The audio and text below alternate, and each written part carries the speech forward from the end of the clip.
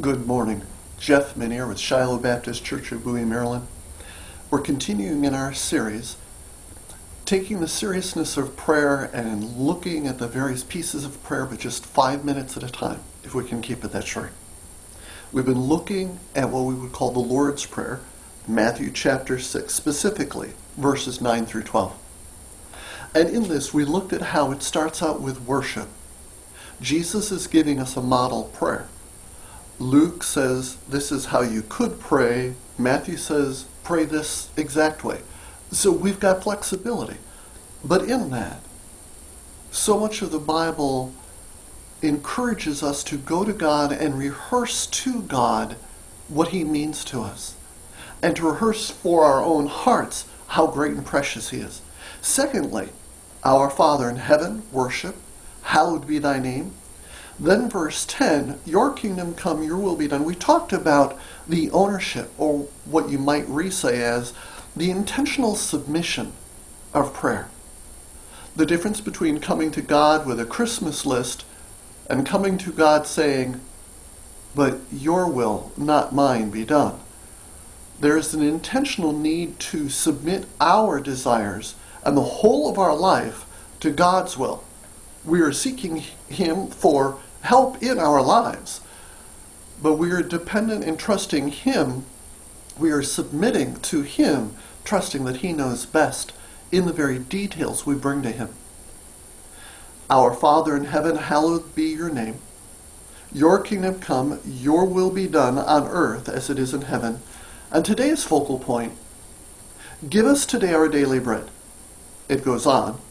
Forgive us our debts as we also have forgiven our debtors, and lead us not into temptation, but deliver us from the evil one. Today's focal point, give us today our daily bread. There's worship in prayer. There's ownership or intentional submission in prayer. Today, I want to talk briefly about there's dependence in prayer. Following right off this idea of intentional submission, it is a statement that God, I need you. Now, in America, and especially one who was born in the Yankee Northeast, we are trained, our whole culture is trained about being independent. Part of that appropriately means being responsible. The Bible put it simply in 2 Thessalonians, if a man will not work, he will not eat.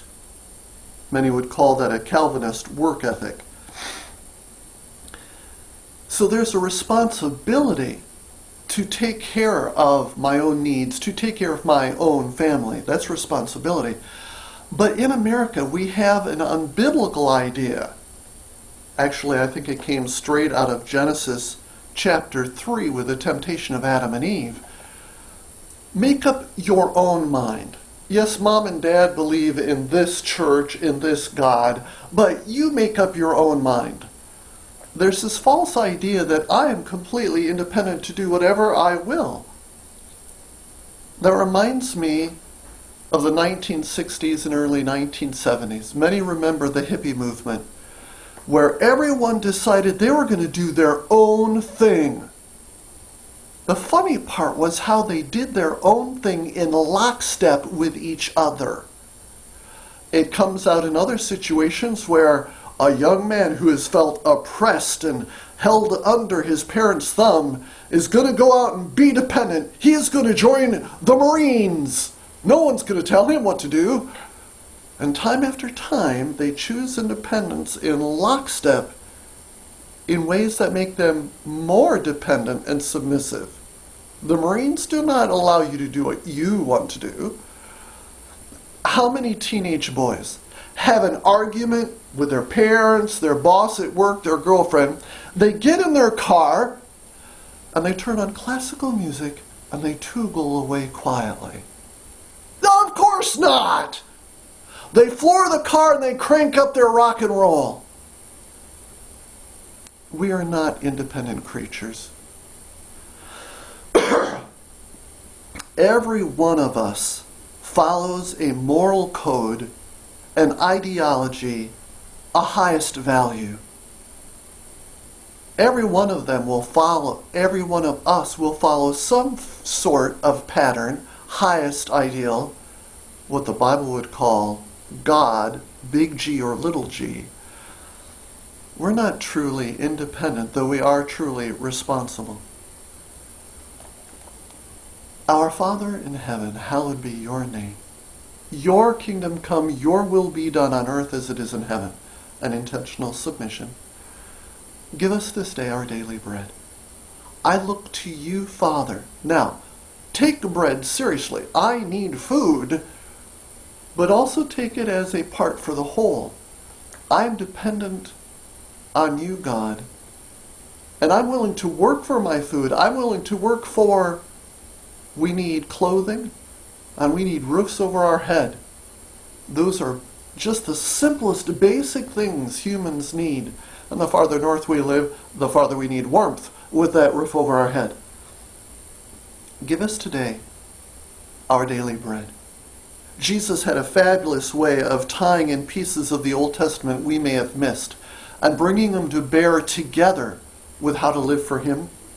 Proverbs chapter 30, verses 7 and 8. The sayings of Agur.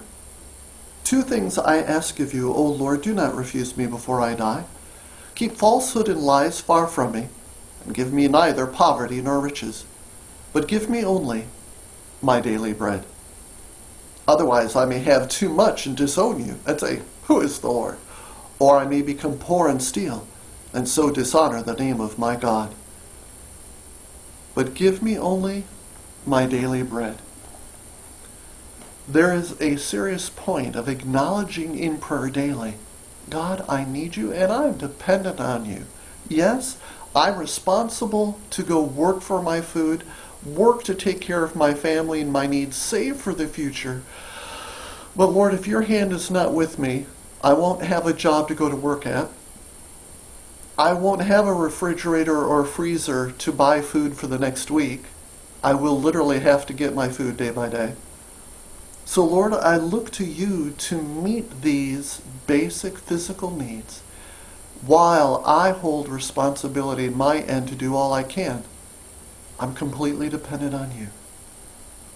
These are tightly bound, complicated things, and yet I think the prayer gives us a very simple, straightforward model of worship, intentional submission, and dependence on God.